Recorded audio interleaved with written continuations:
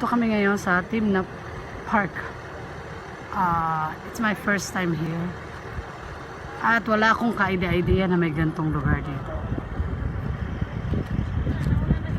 Promise. So, ito kami. Canyon. Ano ba yung canyon? Papasukin namin yun doon. Yun doon sa loob. Yan. Papasukin namin yun doon sa loob mamaya.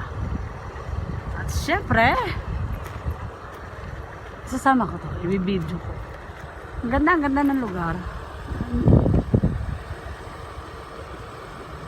As in, disyerto talaga. Sobrang init dito. Ewan ko kung anong temperature ngayon dito. Grabe. Grabe ang init. Pero may hangin naman ng konti.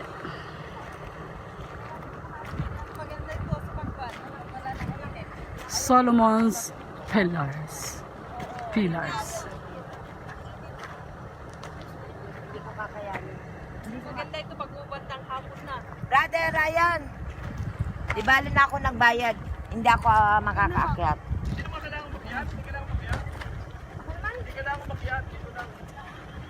Ayun, may hagdan sa gilid, oh. Hindi ko kakayanin talaga. Ayun, may hagdan dun, oh. Saluot lang. Ayun, kasi yun na may akyatan, oh. My goodness!